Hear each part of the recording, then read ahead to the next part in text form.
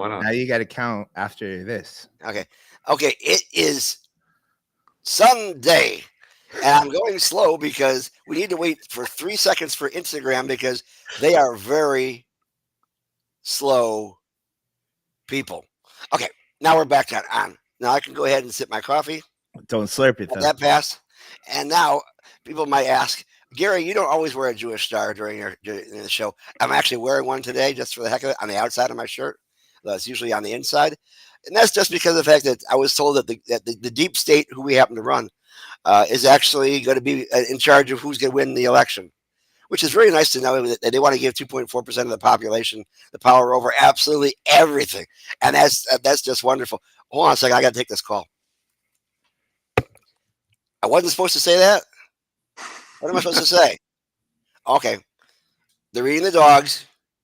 They're eating the cats. And now they're coming after Ebor's chickens. Okay. So anyways, we don't have any power whatsoever. So I'm going to skip everything you just heard. Let's forget all that. Better yet, let's get another rotation and find a way to get.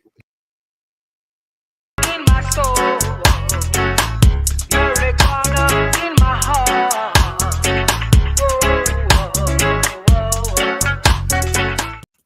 I mean, politics, face it, is getting uglier by the day. We're here to beautify it, obviously. but when something comes out that divisive, I just have to say, what the fuck? Yeah, this is not FCC. What the fuck? I mean, seriously, when I hear one candidate say, if I lose, you can blame the Jews. It rhymes very nicely. But I don't think it's really the kind of message you want to get out there because, like, for instance, if you were trying to run for getting some votes in Ormond Beach, just north of this gentleman's district, ain't no way in hell he's going to get a vote out that way. Because, of course, we are in charge. No, because, anyways, that I digress from that. We got to get to the actual topics at hand. First off, introductions. My name is Gary Stein. I'm the political director for Suncoast Normal and their Master of Public Health. Now,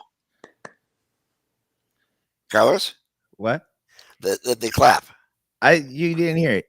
Okay. You don't. Why don't you? No. I'm saying you've got the clap. No. Anyways. What? And to my right, this is what happens after you do dabs before the show. To my right, I don't understand your bad jokes. To my left or your right is our deputy director, our master of business administration, Carlos Angel Hermida. Now, if you're wondering where Chris is, he's not on the screen right now because he's in Boston. Because yesterday he actually did a speech over in Boston Commons, which is a very interesting area to do business. And I guess he's not getting a good enough connection up there. He says the connection is garbage. So obviously he's fitting in very well up there. But he was like, I'm going to get in the car. I'm going to drive somewhere where there's a better connection because it's garbage. Now we have. It's like I'm going to drive to Southie. We had two guests scheduled, and one of them is being attacked by internet gremlins. So apparently we got the better of the two here. I can only say that because the other guy's not here because he can't defend himself whatsoever. But we have the Libertarian candidate for House District 28, Joe Hannoush. Joe, how you doing today? I'm doing fantastic. Thank you. I should have waited for the applause to subside before I talk. Sorry about that. Thank you very much for having me, Gary. Thank you. Long time fan. Just so you know, the audience is not real. What? It's a button. Oh. It's AI. It's as far as we go for AI, right? Isn't that right, Carlos? AI audience matters. I'm a fan of that. We gotta be nice to them before they take over. Before I go ahead and attack your district, let me go ahead and attack your party. Just for the heck of it. No, seriously, I worked for the Centers for Disease Control for several decades, and they threw me all over the damn country. So I got a chance to look at Georgia when who was on there? Newt Gingrich was in there at the time, and of course Florida back in the 1990s was a whole different neighborhood, as was a lot of the other countries, a lot of the other areas. But I never really had a chance to come across too many libertarian candidates outside of Florida. there seems to be more libertarian attitudes and party members in Florida. Of course, we got Gary Johnson and that kind of stuff out west, but a lot of the other states don't seem to have them. The first time I actually came across a libertarian candidate was I was in St. Petersburg in 2012. Walking down the street is this guy with a white boot on his head. And he says, "Hi, I'm Vermin Supreme." I said, "Yes, you are." Because I didn't know what else to say. I mean, he's a very interesting conceptual artist, so to speak. I wasn't certain how much of a serious candidate he was. And then, of course, we have the guy that was Carlos's roommate, who actually just took a class with him, the great Augustus Invictus, who didn't like me. I studied philosophy with him. I didn't live with him or anything like that, but I studied philosophy with him. Yeah, Augie has a different philosophy all to himself, I do believe. But he didn't like me. I don't know why. But obviously, one beauty of the Libertarian Party is the huge amount of diversity inside of it. Because basically, when you get into the party and you go ahead and run for anything, you basically can be yourself. You're not being told, the kind of persona you need to put out there.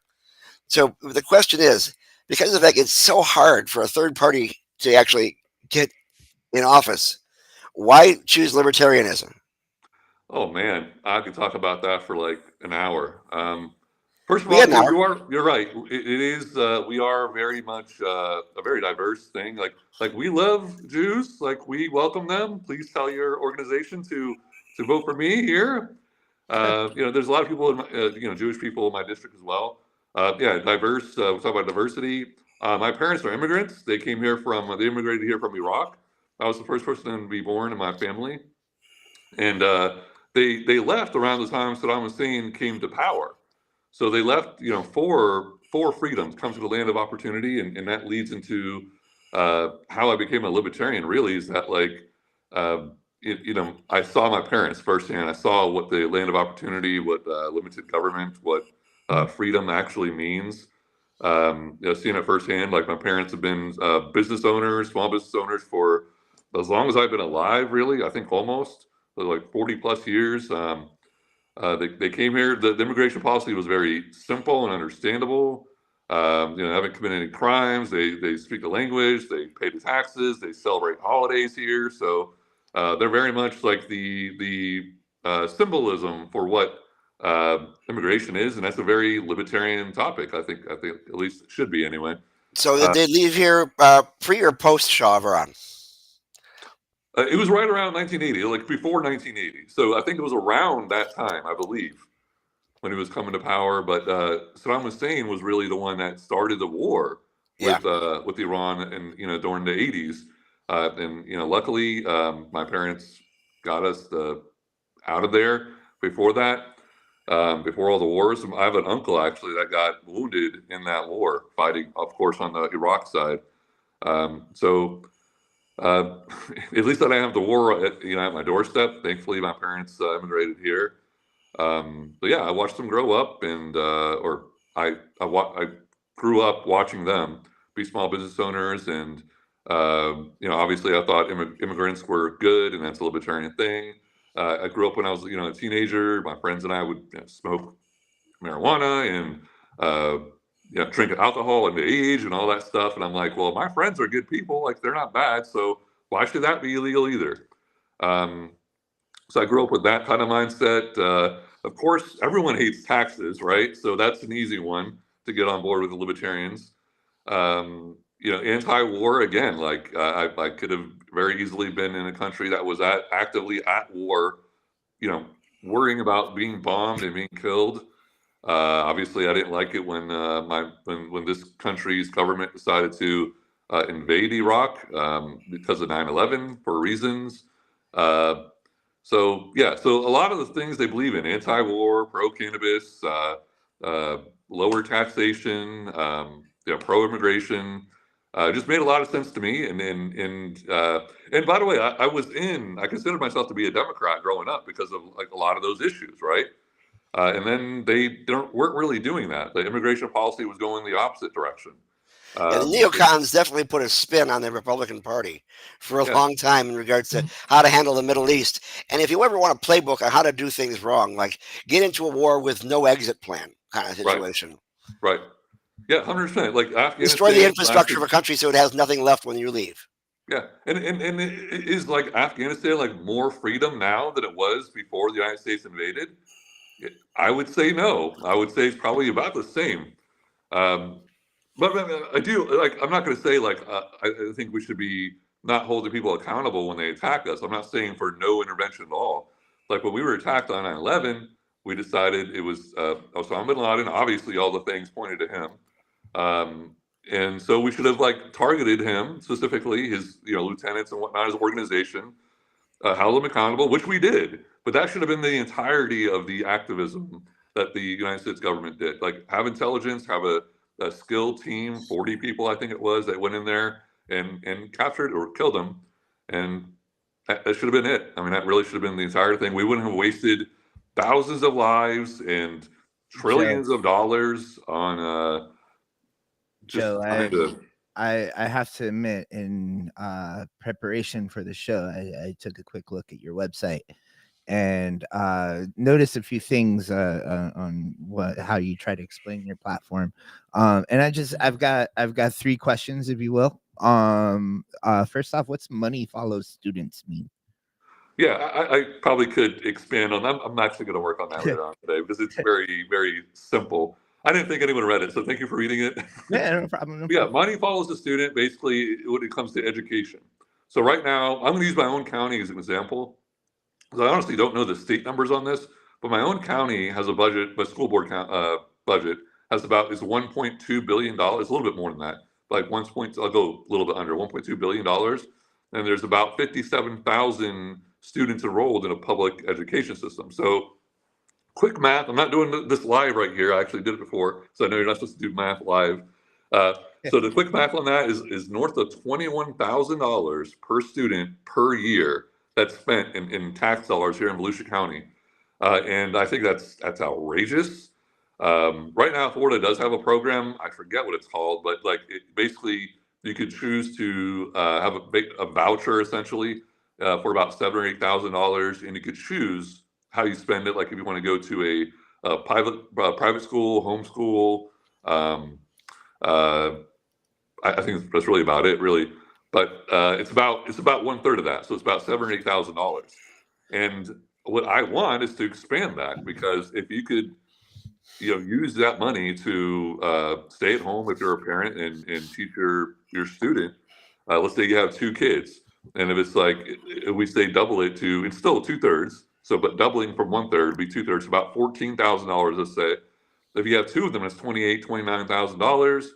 Then you'll have you could probably stay home and teach your kids at home, homeschool them, or hire a tutor for them, whatnot, and it would cost less on the taxpayers, and you'd probably have a better education for them, more specific education.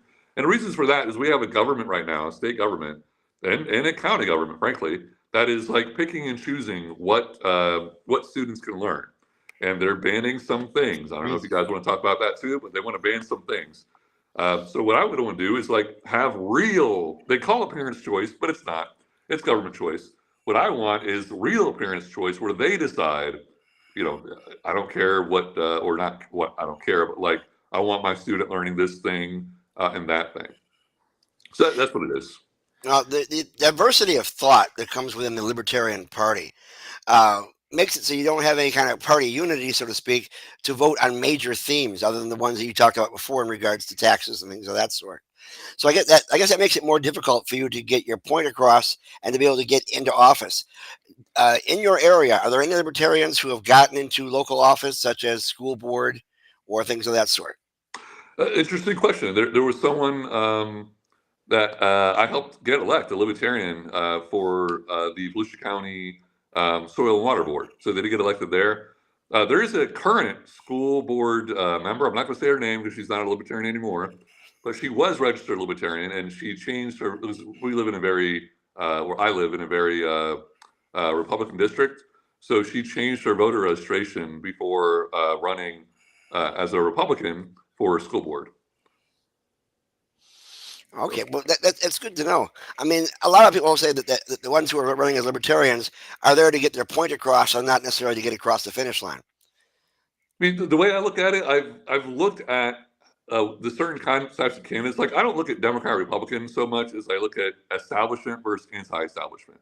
Like, I'm a small government anti-establishment person, and there are Republicans. And to win here, in my district, you would have to run as a Republican. Like, the Democrat has no chance. So to run as a Republican, like, the guy I'm running against is like totally big government. He's my current city mayor, and he has a record of like growing government, higher taxes, and just and using government to infringe on rights. So he's very much a pro-establishment candidate. So if I would have ran against him in the primary, say as a Republican, I would have lost. So he's a Republican? So he's a Republican. Yes, that's what I meant. So I have one more thing to ask you, and before we get too deep into Osama bin Laden and low taxes and everything like that, let's get back to the theme of the show. I noticed Osama bin Laden never paid United States taxes, and I know that for a fact. I noticed on your website that you chose, I think it was carefully chose the words decriminalize cannabis as opposed to legalize cannabis. Right? Did you do that on purpose? I prefer decriminalization, but I'm all for legalization as well. So then, can you tell me like what's the fundamental difference there? Okay, so the fundamental difference is, and I'm sure we'll get to it later, but like right now we have a state ballot amendment, and so this will effectively legalize it, right? Not decriminalize, right, but legalize it. So that's when the government decides to allow cannabis, use, possession, whatever. So what decriminalization is, to me anyway, that's the way I understand it, is that government's not involved at all, whether it's allowing or prohibiting. So basically, you and I choose. So if we want to grow a cannabis plant, or we want to sell it, if we want to possess it, smoke it, whatever, then there's no criminal law against it. Well, there's a difference between, I guess, regulation and legalization as well, because one affects the vendor more than anything else. Other affects the consumer. Right. And we find that to be an interesting difference that a lot of people don't quite understand. And that's one of the reasons we talk about the difference between decriminalization and legalization. That obviously there would be a lot more freedom, and I use the word loosely, in regards to having a fully legal plant, because somebody somewhere is going to want to regulate it somehow. Be it, like, for instance, when Amendment 3 right now, which is one of the topics I want to get into with you and see what your opinion is on it, is that it allows for possession up to 3 ounces and allows for concentrate up to 5 grams. Is that correct, Carlos? I think so. Yeah. By the way, and I've heard this, by the way, and I read it before, and I read it this morning just to prep for this, and there is no mention of any THC percentage at all in the amendment. So no, there couldn't be, because that would be a different topic. Regulating the amount of THC in a product would not be the same as legalizing it, because that's Department of Agriculture versus the legal justice issue, and that is why they couldn't put that in there. And for the same reason why they couldn't put the home grow into this bill. As a libertarian, you may actually find this rather interesting. This was actually the first attempt to regulate adult use was last year, when the legislator put forth I think it was just in the House, put forth a bill to cap the THC just in case Amendment 3 passed. Yeah. I've never seen anything that preemptive. If this law passes, then in that case, we got you.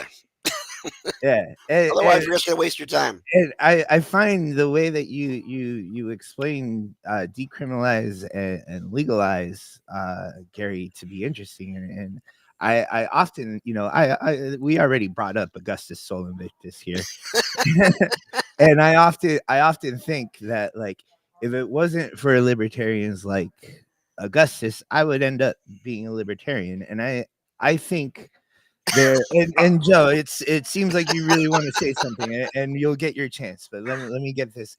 It seems like there's a big difference between libertarians like Joe and libertarians like Augustus, and it's perspective. It really is perspective. it seems like Joe, and you get the chance to tell me if I'm wrong. It seems like Joe wants libertarianism because he cares about other people, right? He wants freedom and liberty for other people, right? Where Augustus wants freedom and liberty for himself to be a hateful bastard. So decriminalize and legalize, where like, what is it? Decriminalize is really more for like the consumer, and then legalize is really more for the seller. Is that what you said, Gary? Yeah, basically, because the legalization opens up the ability of vendors to sell product far more than they ever could before. Whereas just decriminalization is basically concentrating on the consumer and whether or not, if you get pulled over, whether you're going to get arrested or you're going to get a civil citation. So they have decriminalization in Washington, D.C. Unfortunately, Kano's not here, but they have decriminalization in Washington, D.C., where they don't really have a system put in place for selling, but you can buy a pack of stickers and get an eighth of cannabis with it or some shit like that. It seems like you're more concerned about the consumer, and honestly, Normal is more concerned. The Suncoast Normal is more concerned with the consumer. There's a lot of issues with Amendment 3 that we're going to end up talking about, but at the end of the day, we just want people to stop getting arrested. 100%. I agree. 100%. And that's why it's very much a get government. Like, this is my thought process really on every issue, including cannabis. I want the government to stop, or at least lessen, their initiation of force on people, on individuals. And that's really where I stem from with decriminalization. It's like, okay, well, government can't do anything to harm people, to initiate force on people if it's decriminalized. So that's why I favor that. But I completely understand Gary's point on legalization. Is that, okay, well, now we could have a storefront, you could market it, sell it, whatever. But that would also fall into decriminalization as well. But again, I get it. I'm not against legalization. Again, I'm for legalization, actually. So I am in favor of it as a step to. I'm kind of reminded of when California legalized, or I'm getting confused now. Legalized or decriminalized in '96, where they were just basically like, medical. If you need it for medical reasons, go ahead. We don't care.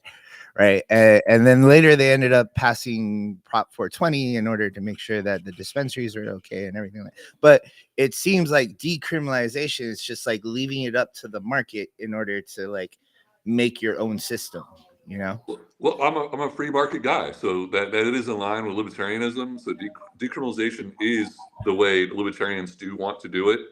But I hope that's not too bad of a sticking point for you, because I do have some news on Augustus. He left the Libertarian Party several years ago. So I welcome you to the Libertarian Party. There's a link to change your voter registration here in Florida online, and I'm going to send it to you after this stream. So I welcome you back into the Libertarian Party or towards the Libertarian Party. I'm going to brag about this. I got someone from Normal to I appreciate that. I think I've already gone down the Democrat rabbit hole a little too far, but I was too. I was a Democrat originally, and they're not doing Democrat things. They don't believe in like, we have a Democrat president right now, Joe Biden, obviously. We still have cannabis scheduled 1 federally. Mm-hmm. Deschedule it. We had Barack Obama and Bill Clinton, Democrats, presidents for 8 years each. Half my lifetime, we've had Democrats for president. And they admitted to smoking marijuana, right? Like, admitted to it, as if it's a bad thing. They said they did. And they kept it, like, they kept peaceful people in prison. They kept it Schedule 1. It's insane to me. And frankly, that's why I'm voting Libertarian. It's because Democrats are hypocrites, Republicans are hypocrites. I left both parties. I hate both parties. I know I just lost like 90% of your audience probably by saying that, but I can't be a part of those hypocrites. I believe in liberty, and that's the Libertarian Party. I believe in freedom, cannabis freedom. Hey, Jim, always in with that good. Jim's a good friend of the Orlando Party there.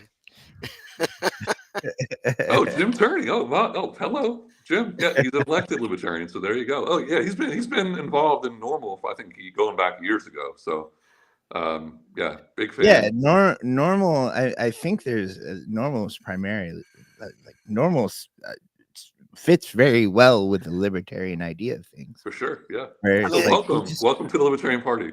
There's a much longer post where someone talks about the fact that there are many forms of libertarianism, but far-right, coke-inspired, arco-capitalist libertarianism dominates the Libertarian Party. Okay, I think of who your presidential candidate was in 2016, as in Gary Johnson. Gary Johnson. I don't necessarily look at him and I think that is the pure example of arco-capitalism, or the guy who used to be head a lieutenant governor of Massachusetts. Yeah.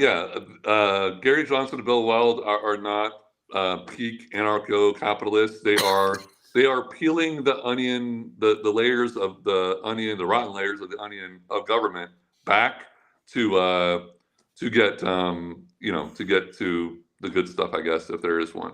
But it's government, so there's no good stuff. Well, just so you know, I think both Carlos and myself essentially are party fluid, as it were. We basically go after the candidates as opposed to the party, and that's the way it should be. I am a registered Democrat because come at least primary day, I want to have somebody I can vote for. No one's perfect. It's okay. We still have those primaries. I don't even get a damn ballot if I go in NPA. Hey, you know what the Democrats did in Florida though for the primary for the presidential preference? You didn't have a choice. It was Joe. All the Democrats in Florida did was submit Joe Biden's name. You didn't have RFK Jr., who was running as a Democrat at the time. You didn't have Dean. I forget his name, but Dean was a Democrat congressman running for Congress. The Democrat they excluded them. So I thought that was anti-democracy. What's going on with the Libertarian Party of Florida? Is that a thing? Yes, it's a thing. I am running. I am actually the candidates committee chair of the Libertarian Party of Florida. Very cool. I am trying. We have we brought him up a bunch, but that's what Augustus essentially did was just like he's not a libertarian. He's a Republican now. So that's their problem. Yeah, well, before he switched to Republican, he went and wreaked havoc on the Libertarian Party of Florida. Yeah, and that was a little bit before my time. I joined after his when he ran for office in Florida as a Libertarian. I voted for the other guy, Paul Stanton, and Paul actually lives in or used to. I don't really talk to him anymore, but like at the time, he lived in my county, so he actually invited me out to my local affiliate. Not only do we have a national Libertarian Party, we have a state Libertarian Party of Florida, and we have a Libertarian Party of Volusia County. So cool, very cool. So I'm very involved in my local affiliate. We have like I think 10 candidates running. We have a U.S. Senate candidate running, Fina Benowen, who's running against Rick Scott, and of course we know him. He's a big government, Rick Scott. And whoever the Democrat is, I don't even know what the Democrat is, honestly. But Fina Benowen, if you guys don't know Fina, oh my God, you got to have her on. You got to talk to her. You got to look her up. She's an amazing person. I would vote for her just because of her, but her policies are like the icing on the cake. So she's awesome. Of course, we have Chase Oliver running for president as a Libertarian. He's awesome too. There's supposed to be an event up in Duval County, I think October 5th or 6th.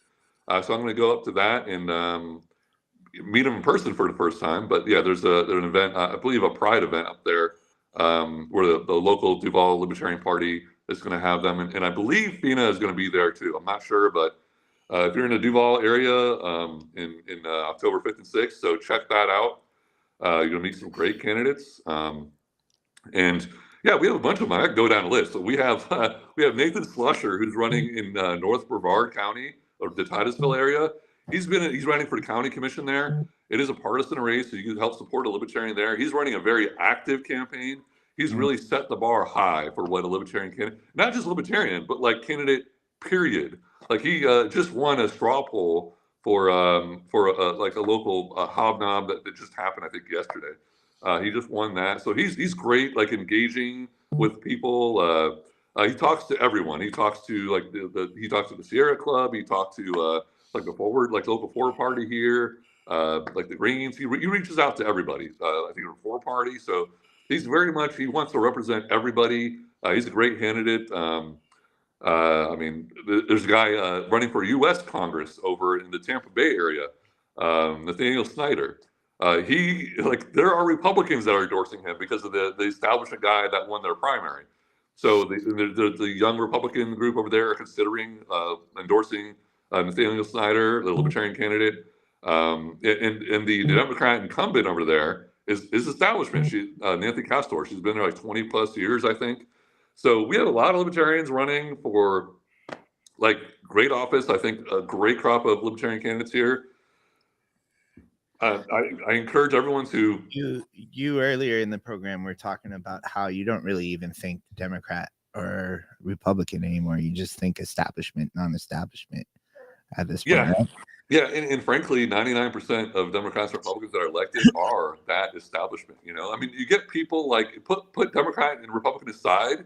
You get people like Rand Paul and AOC actually agree on being anti-war. They actually agree on being, pro-cannabis.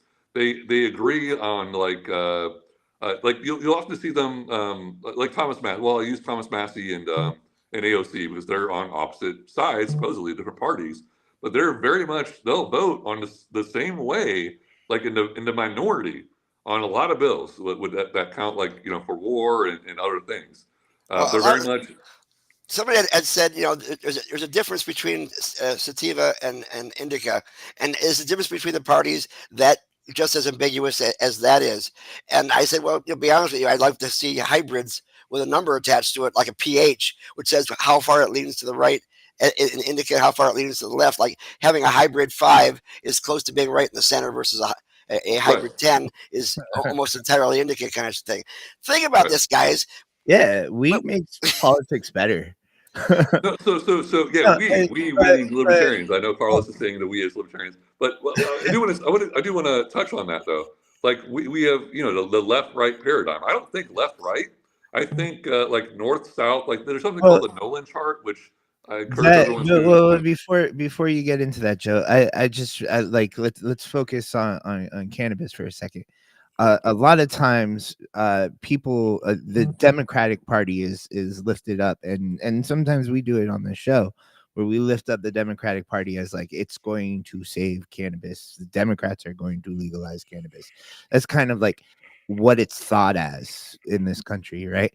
And then you bring up a great point, right? Like there's only been 4 years in however long that it's like I think the past 16 years there's only been 4 years of a Republican president, right? We've had all of this opportunity for Democrats to decriminalize, at least much less legalize, right? And nothing has happened, right? So is that your opinion? Is that non-establishment candidates are really the only way that we can get to this legalization or decriminalization point and to really reach freedom with cannabis? Yes, I do. Yeah, I would say that. Yeah. Because, all right. So then what is this establishment then? Why is this establishment so anti-cannabis? They're funded by special interests. Like they want the government to be involved in everything. So right now, cannabis is medicinal purposes, right?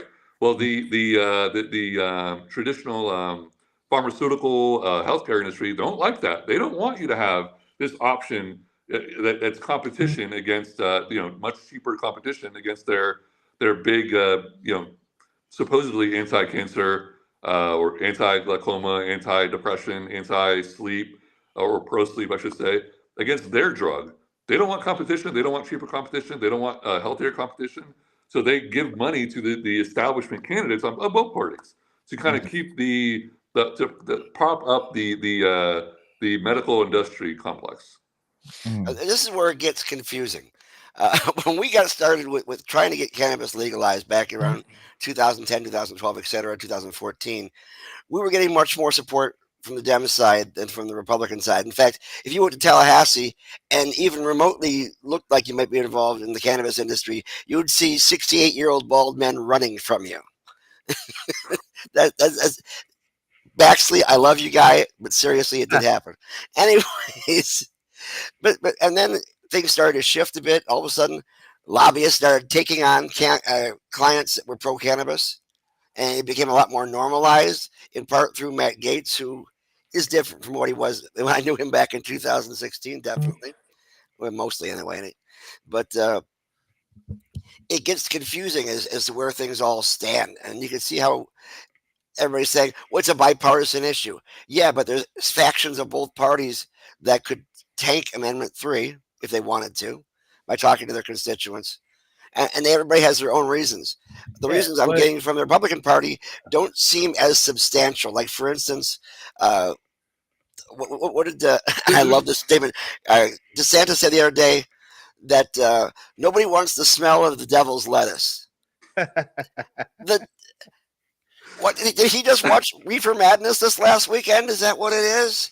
Probably. I mean, I don't want to go back to 1937. I really, really don't. You know, I wouldn't be surprised at all if DeSantis in the Republican state legislature actually passed that, like, all schools have to show Reefer Madness in classes to, like, graduate.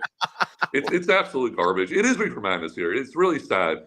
And what's interesting about the banning Cheech and Chong from school libraries. I don't want to ban that. I don't want to ban Cheech and Chong. Like, I love Cheech and Chong. Like, they're fun. Hey, I was watching Tommy Chong on your show. I don't know, maybe a couple of years ago that you guys had him on. Yeah, we had a class. Yeah. But Cheech Marin did wear that pink tutu, and so, you know, I don't think he can do whatever he wants. You know, not harming anyone else. All good. Now, I have found libertarians embedded in the Republican Party, but not necessarily in the Democratic Party. I mean, one friend of the show, Senator Jeff Brandes, was instrumental in getting the most common sense items in the implementation bill for the 2016 Amendment 2. And when he tried to push even more common sense, he got backlash, and he got more backlash, and got more backlash, to the point where he was a singular voice. And then everybody said, well, heck, he's a libertarian. That's why he's thinking. Like, that was a bad thing. I think it was a fantastic thing. Yeah, here's the thing. Like, I believe there's more libertarians in the Republican Party than the Democrats, because the rhetoric libertarian or Republicans use is limited government, pro-freedom, less government, whatever. And so it sounds libertarian. Now, most of them don't actually do that. But, like, I can see how people would go into, like, with that actual libertarian philosophy, would gravitate towards the Republican Party. I think that's Rand Paul and Thomas Massie are good examples. But there's a guy, governor of Colorado, who I don't know his policies very well, but he's considered to be a libertarian-leaning Democrat. You mean Jared Polis? Jared Polis, yes. Yeah, I can see that.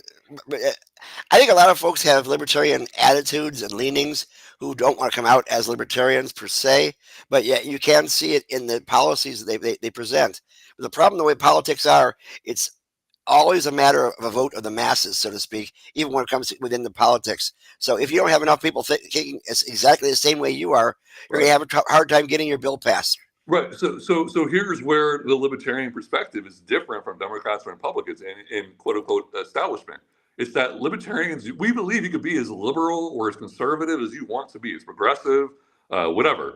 But as long as you don't want to use government to force your views onto everyone else, you're a libertarian. So, like we were talking about, Augustus earlier, about him saying, he's more for him than for everybody else.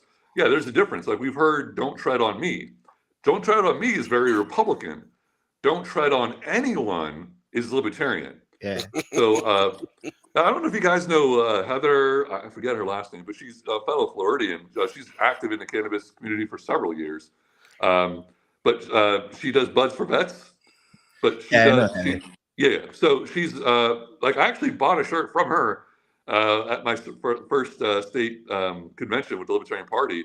And it was like, don't tread on anyone, said on there. So that's good. I still have my Steve Edmonds for state representative t-shirt. It's him, by the way. Yeah.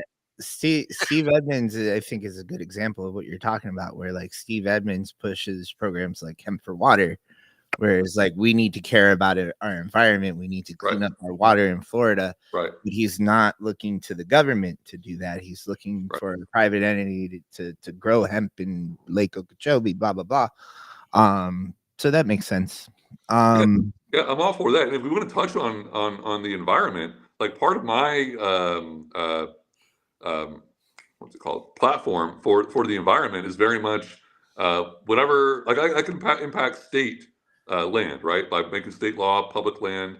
So what I would want is to get stop poisoning our soil, our environment there. So I would want like Florida friendly landscaping and to be less cost, less poisoning of our of our landscaping, and you could grow stuff, grow food later. Like I hate seeing those signs, and I know a lot of people are going to be upset about me on this one because, and again, I used to be there too, but like you'll see those little signs saying warning, don't step on grass for 24 to 48 hours, and it's because there's poison being put on the grass to keep it looking that way.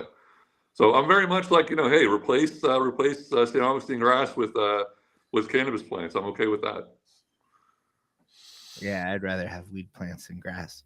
Right? Grass. Or food. Let's start with food first, and then we'll do cannabis too. No, let's start with cannabis, and then we'll go to food. That's typically I'm good with that too.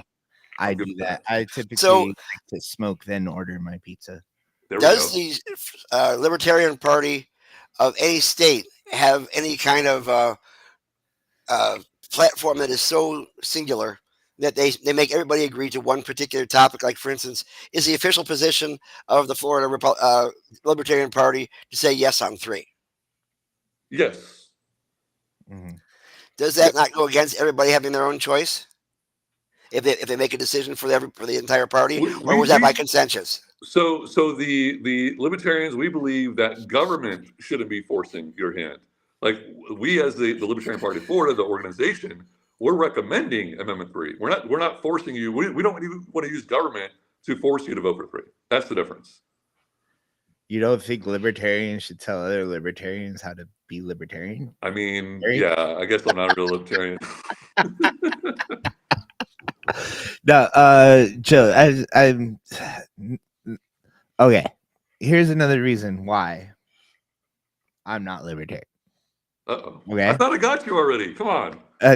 You might get me after this. Okay. All right. It really does seem like a libertarian candidate pops up on a ballot whenever it seems like the Republican needs a little bit of help. No, it doesn't seem that way. No. Well, it seems to me that libertarian candidates don't really take away from Republicans. They take away from Democrats. They take away from both. They take away from both. They take away. Like I look at it as like a libertarian being on a ballot gives the voters more choices. Like any vote a libertarian gets, otherwise not voting, it would either be that voter not voting or they're voting lesser of two evils. So having a libertarian on the ballot gives them someone to vote for. Okay. So I mean, really, without a libertarian candidate running, you have voters either again not voting or they're reluctantly voting for a Republican or Democrat. And by the way, it's both sides. Like there's not like we're not like taking away votes from Republicans or Democrats more so than the other. Like there was Chase Oliver, actually. He was running for U.S. Senate in Georgia in 2022, and he caused a runoff because neither the Democrat or Republican got 50% plus one. So he got enough of the vote where they had a runoff, and the Democrat ended up winning. So, I mean, I don't think it's taken away. And plus, my own district, again, like this is my 4th time running, right, as a libertarian. It's a heavily Republican district. Like I'm not, if anything, I'm not. And by the way, the last time I ran in 2022, there was no Democrat. Like literally, I could have, like, if I wanted to help the Republican, I would have not have ran. So no, we're very much, and again, like the Libertarian running against Kathy Kessler in the Tampa area, Nathaniel Snyder, he could easily not run to quote unquote help the Republican, but he's running because the Republican sucks too. So like you don't run as a libertarian to help either of their parties. Like we recognize that both parties are not good. Well, the problem with there's a plus and a minus to being in a diverse party, and that is, of course, there's strength in numbers. There's this Greek symbol you probably see on a lot of coat of arms of an axe handle that is surrounded by dowel sticks and wrapped around with a cord. And what it basically says is that the axe handle is strengthened by the people around it. Even though it's a weapon, there's always strength in numbers, and you can be more effective. And you don't need to be on the defensive as much if you have people around you that are pushing your agenda as well. That kind of situation. No, 100%. Like that's good. I mean, yeah, and of course, Republicans and Democrats have that. And I've met people like while sign waving, talking to other political volunteers at voter guide tables for the political parties. They've never met some of these candidates. They don't know what their policies are. I've asked them. I was like, oh, well, how does this candidate feel on that? They don't know. They just know this person is a Democrat. I'm voting for them. I'm signing waving for them. I'm handing out their campaign stuff. Same thing with Republicans. Like, they don't even know not all of them, but like some of them I've talked to, they don't even know these candidates. They're completely party person. Like I'll tell you this, I'm not just a party person. I'll vote anyway. Like the last, I think 2 election cycles, I voted about 1/3 Libertarian, 1/3 Democrat, 1/3 Republican. Like I'm not like, Libertarian is great. They are, but like I'm not saying like, well, if not Libertarian, then I'm going to vote Republican or I'm going to vote Democrat. Like no. I go by the candidate. And if the candidate sucks, not getting my vote. That's actually very similar to what my basic attitude is about a lot of things. I even posted about that this last week, and I got some very interesting comments back about the fact that I prefer to be in the middle because I want to be able to criticize both sides equally. But when it comes down to, I don't like the idea of being told that, my loyalty is what dictates my party. And I want to be able to say, I will vote for the candidate and not necessarily the party. Just because I'm a registered Democrat does not mean I'm going to vote for all Democrats, because my vote is actually earned. It's not part of the package of being a member of a party. I think Carlos is pretty much along the same lines, because he disappoints his parents all the time by talking about liberal candidates.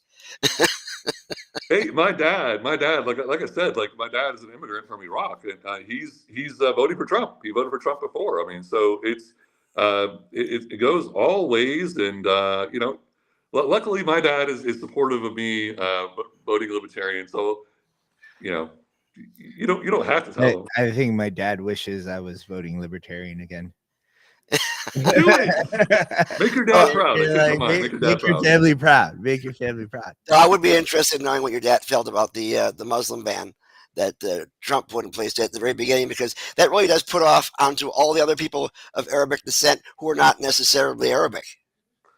I'm getting my dad to come around. Okay. I'm getting him to come around. By the time he's Trump's or Biden's age, he'll come around and voting Libertarian. I mean, we have a very strong Republican vote block in South Florida, and it really has changed the tide as far as who the whole state went for. Basically, if the Cuban population in South Florida goes one way, the rest of the Republican area goes that way. It ends up being a very red tip. And we have some Libertarian candidates running in state Florida, other than Chase Law for president and Pina Bonoan for U.S. Senate. There is around the I forgot where he lives, but around the, I think, Hollywood area, Florida. Josh Pavlovka, he's running against only a Democrat, by the way. There's no Republican in the race, so it's only against a Democrat. So that's interesting. There's no Republican. I'm from that area. It's interesting. There's no Republican. Yeah, District 105. It's heavily Democrat. I'm trying to remember what the Democrat's name is. Man. Anyway, if you're in District 105, look up Josh Pavlovka. I'm murdering his last name, but I'll put it in the comments later. But and on the other side, near the Fort Myers, Lee County area, which is kind of south, I guess, there's another Joshua Croteau or Croteau. I'm messing up his last name too. But yeah, he's running against both a Republican and a Democrat. But yeah, he's a Libertarian, so check him out as well. I mean, we do have diversity, although people are constantly thinking that parties are monolithic. Everybody inside is thinking the exact same way. And that's not the case. I mean, I had a friend of mine in Boca Raton. I asked him, how long does it take to get to hell? He says, it's the drive between Boca Raton and Hialeah. I've heard that before, but the punchline was 1 mile at a time. They should go east and go to go into the swamps and see where things change over there with the Haitian influx, that kind of situation. The Creoles don't seem to have a voting bloc in South Florida. I'm gonna make a bad joke here. Well, if they have a cat problem, maybe importing Haitians would be good. I apologize. That's a bad joke. No, that's right. I'm still waiting for people to come after the Santerias, saying that they're going to eat all the chickens in Ybor. At least people do eat chickens on a regular basis, but they don't eat them. They just slice their throats and they swing them around, which is religion. So I can't knock that down. There was my parents had an office in Hialeah at one point, and Santeria is very respected in Hialeah. There, my parents don't, very Catholic, no Santeria, none of that. But there was like this bag in the somebody was making some sort of Santeria statement where they nailed a bag with a chicken carcass on a pole in the back of my parents' office. And it was it was there for about a year. Nobody wanted to touch it. Everybody was scared of it. So I don't know. Trump might want to. You know what it is? Trump knows Haitians aren't going to vote for him, and he knows Cubans are going to vote for him. So he didn't go after chickens. He went after the cats. That is some 3D campaign strategy there for sure. Oh man, goddamn Republicans, bro. I mean, I think immigrants, when people migrate to this country, they tend to change their culture a bit, be a little bit more into being influenced by American society. When I lived in New Orleans, there was a huge influx of Vietnamese in New Orleans East, and nobody saw the dogs missing from the neighborhood. Hey, the biggest, I have a huge family, cousins, uncles, all that all are either first or second generation immigrants, literally, like my parents or like me. And we get I don't know, maybe 60 or 70, family members, all pretty much 99% of them are Middle Eastern descent. And we're celebrating our biggest holiday, get together, is what? Thanksgiving. We're celebrating an American holiday. We don't eat, we eat turkey and chicken, by the way, so not anything else. So there's a big difference. But I mean, that's what we celebrate. We're a very American holiday. You'll hear English spoken just as much as you hear Arabic spoken. Yeah. I mean, in the United States, our holidays are all about eating until you're sick, basically, as in Thanksgiving and Christmas, things of that sort. Ramadan, they fast. I mean, there's a difference right there that might make you actually healthier and live longer. Just I was raised Catholic from God. But then there's the breaking of the fast every night. You get together, get a big meal, right? Is that am I wrong in saying that? I do intermittent fasting, but that's a personal choice. By the way, Carlos does work for Baba Hannoush. Just saying. I get people that tell me that, that say Baba Hannoush whenever they hear my last name. Hannoush sounds the same. It's a nice vegetarian dish. But we're getting close to the end right now. But I want you to get a chance to talk about your platform, or how people can find you, and then we got to go ahead and do our household stuff in regards to pushing our bills. Yeah. So I don't know if you guys are in favor of Amendment 3, but I am. So I'm voting yes on that. It's not perfect, but it's hey, I'm voting for it. And so you can find me at Joe Hannoush. Everything is joehannoush.com over there. Joe Hannoush on Twitter. Vote Libertarian. If you are a Republican or Democrat, again, vote for Democrats or Republicans down the line if you want to. But if you want to make one difference, if you live in my district, vote Libertarian. It's not going to change the outcome of the makeup of the state legislature, because it's heavily Republican anyway. So if you want to vote, make a difference, vote for Fina Bonoan for U.S. Senate. Vote Chase Oliver for president. It's a very Republican state, so it's going that way anyway. So vote for who you want, not who you fear. So I'll leave it at that. No, we greatly appreciate that. And one more quick question. I have a lot of people, when I try to get them on the show, they say, listen, if you're going to be on Sunday, I got to be out of there by noon because I've got to go canvass. And they have teams of people who have their boots on the ground, except for, obviously, Vermin Supreme, who has the boot on his head. But do you have a team that's out there knocking on doors and doing canvassing right now? You're looking at the team. Okay. So if people want to find you, they need to find you. There's no team that's working with you. Or do you get support from the party? Yeah. The party definitely is, sharing some stuff on social media. You can find me on the candidate page. If you go to lpf.org, you can find me on the candidate page there. You can find other candidates also just by clicking on the candidates option there on lpf.org. There's that, and we got some candidates. Actually, the chair and the vice chair of the Libertarian Party of Florida are candidates. They're Joshua Locke and Matt Johnson, actually. So. We're very much pro candidates. I want candidates running everywhere. I want libertarian candidates running everywhere. Like the Democrats made it a point to run Democrats everywhere, to have a Democrat choice. I want the same thing for libertarians. So I'm actually running for LPF chair the next time around and the year's future to promote candidates. That's getting our ideas out there. I think voters deserve another choice. It's not about like should libertarians run. I think voters deserve having us run for office. And thank you guys for having me on here. I appreciate it. I'm glad I turned Carlos into a libertarian. I know he's going to run to go online and change his voter registration. Gary, I guess I got to work on you more. Are you saying you're gonna change your voter registration to libertarian now? I am a tough change. I'll tell you that. I mean, I was impressed with the fact that when I went to the Canada Fest over in Mount Dora, that the only political party that had a booth there was the Libertarian Party.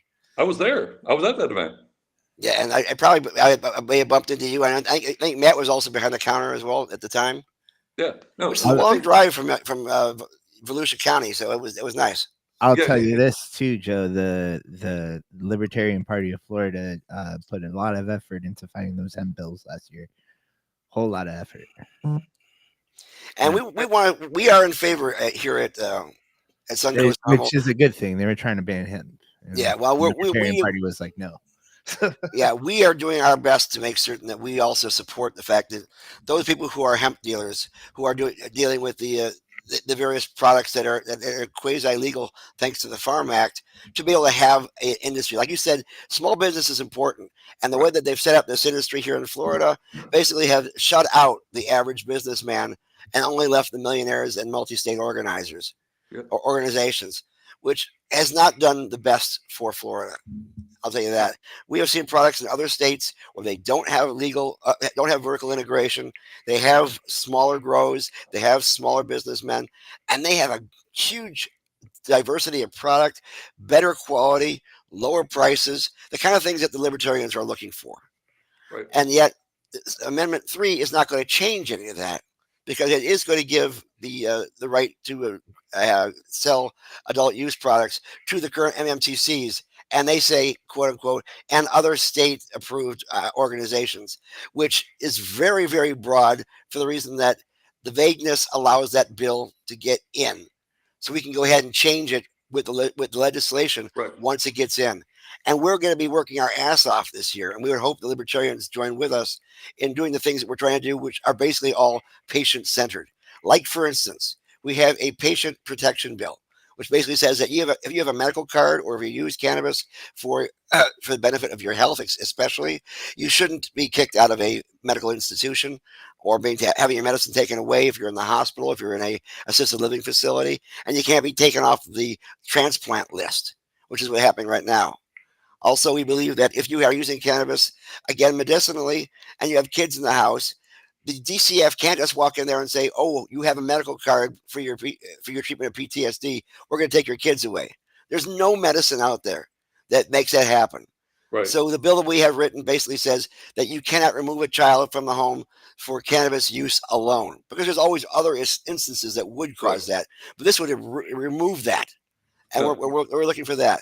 And then, of course, we have employment protections. We want to make certain you don't lose your job or don't get your job because you have a medical card, which allows you to use the cannabis when you're not on shift and when you're not on call, so that you can be a better employer, a better employee, because you're stronger and you're healthier and you think better. Right.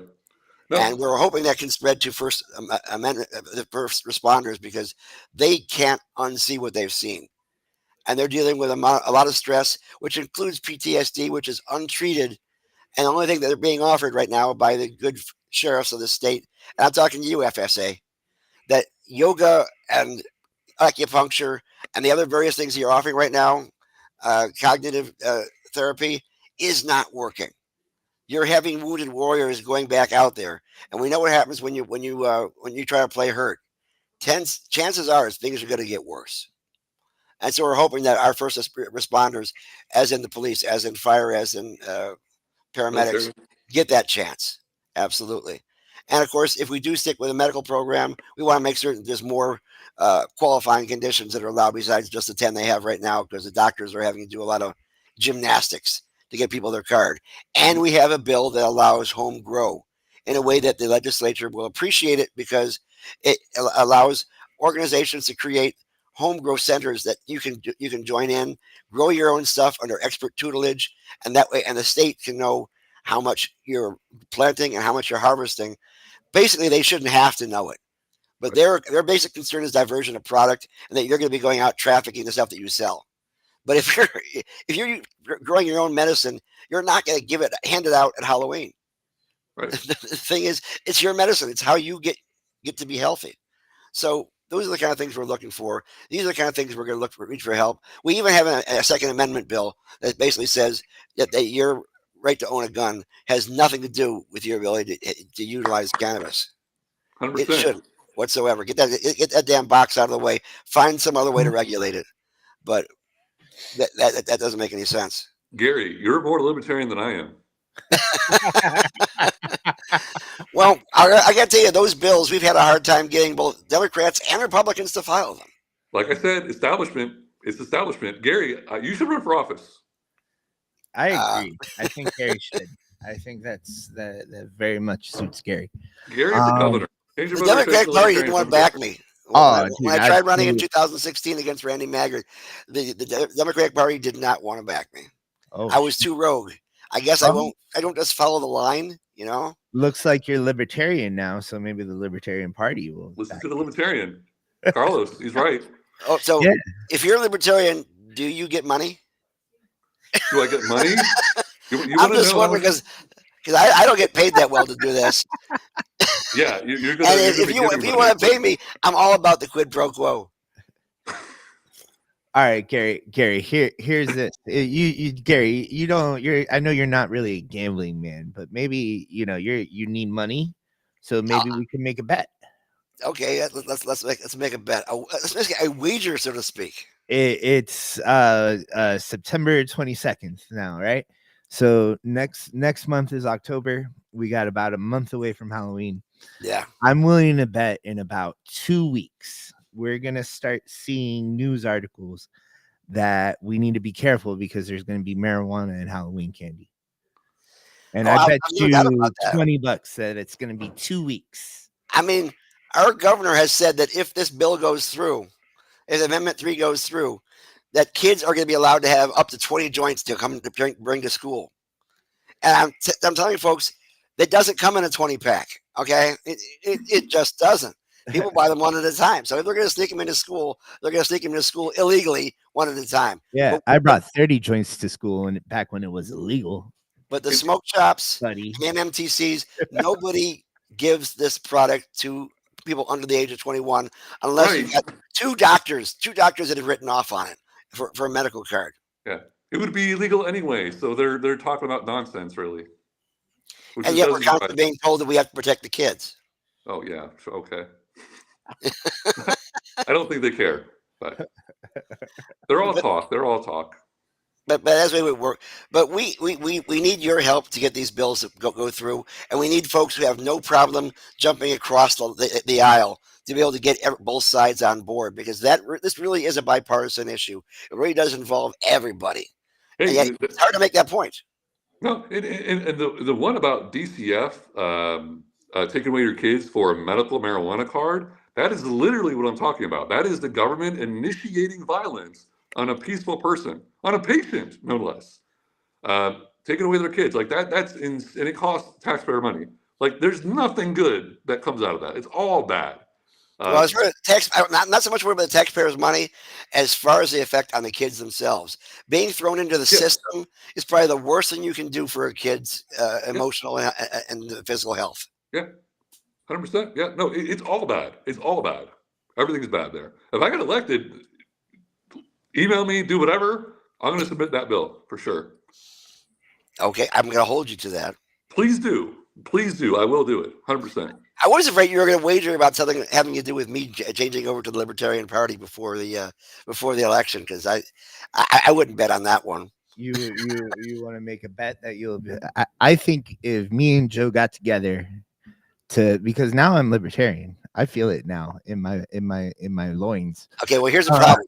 Libertarians, I think it is by bylaw, have to have salami on their Cuban sandwiches. No, that's not true. That's the thing you don't understand. This is the beauty of the Libertarian Party of Florida, is that you have the freedom to have Cuban sandwiches with or without salami. Now, is that with the yellow mustard or the spicy mustard, the deli mustard? Because that's also good too. And do they put in potato sticks? Because I won't go for a plate tip. I don't get my potato chips sticks in there. Gary, if you want potato sticks in your Cuban, dude, who the fuck am I to tell you not to? All right, you have yourself some salami and wrap a bunch of potato sticks on the side and in the sandwich. I don't care, man. You eat your Cuban sandwich and have a joint with it too. One more quick question: can you use lard when you make baba ganoush? And if so, is it still halal?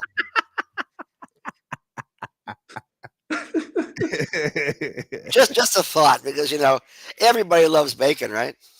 I do love bacon, honestly. And because it is fall, we have to tell people, folks, be careful out there.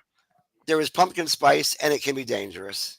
So I know you've got a lot of white folks who are trying to convince you to go ahead and just imbibe with them. Don't fall for the peer pressure.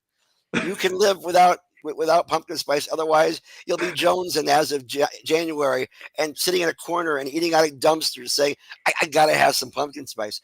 Don't fall for it. Don't start. Yeah. Oh, Gary, my face is hurting laughing right now. Pumpkin spice is definitely the gateway drug. It is. Definitely. I mean, we do have another bill we got to get rid of right now, which says you're not allowed to have cannabis in a rehab facility, whereas we have centuries of articles saying that it can be used to abate the problems in regards to opioid poisoning, what we used to call in the 1800s. Unless they're on rehab for eating too much, and then I understand. But other than that, but nobody gets arrested for that and being forced into rehab. Exactly. So there you go. I know this guy that he does crack, and he started off actually by drinking pumpkin spice lattes. You didn't know that? Ban pumpkin spice. There we go. And then he started smoking weed. You know what? I mean, I've smoked weed. I've Anyway, I'm not gonna say everything else, but yeah, I've smoked weed before, and I don't do anything else. Like I'm not. Well, I mean, I hope that's not real. Was that real? It's really sad if that's real, but I wouldn't. He has it. I don't know where it came from, but it's funny as hell. What's funny is that one with the guy with the French horn. Not that there's anything wrong with that. I can't get rid of it. Where the fuck? Okay, there we go.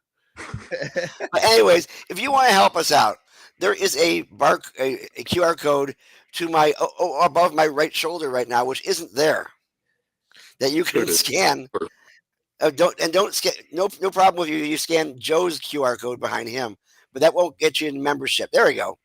Because if you want to join Suncoast Normal and help us in the fight to get these patient-centered issues done, remember, regardless of how Amendment 3 goes through this year, we're going to have a lot of work ahead of us. Yep. Absolutely. Because if it goes forward, number one, we have to make certain that we have public use, because what good is possession without some kind of public use? If you can only smoke it in your home, what happens to all the tourists who come here? They can't smoke in their hotel. They can't smoke on the street. They don't own property. Well, some of them actually do.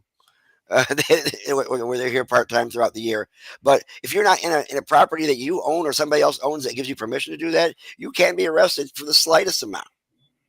For one pre-roll, or for, God forbid, a 1 gram concentrate oil, which is a felony at this point in time. Any amount of concentrate is a felony at this time. So we're going to have to get that thing fixed. And if it stays a medical program, we have to make certain the medical program works for everybody as well. So with that, guys, we want you to all have a wonderful week. Remember, the election is only 48 days away. 45, I think. Yeah, get some sleep so you don't indicate yourself on election day, or vote early so you can get it done, provided they allow you to. I'm voting by mail. Little music for the end there. Okay. Okay, we will see you next week. We got some more great candidates. Oh, we got Tom Keene coming on next week. A candidate that Suncoast Normal did a lot to help get into things, and plus another candidate that we'll be discussing as well, who will be on all the publicity and all that bit. You look like Ray Charles, only a little too white. These are women glasses. Bad lighting. Bad lighting. Somebody left these glasses in my shop. Okay, it's not mine. They're for a lady. Okay, because for a while I was wearing sunglasses on every episode because I was by the window there and I just had cataract surgery, and the sunlight was just killing me. Plus, it was a lot easier when you had the glasses on to be able to watch the people walking back and forth, because Ybor is a lot of fun for people walking. Let's try this chill hop song. Okay, guys, have a great week.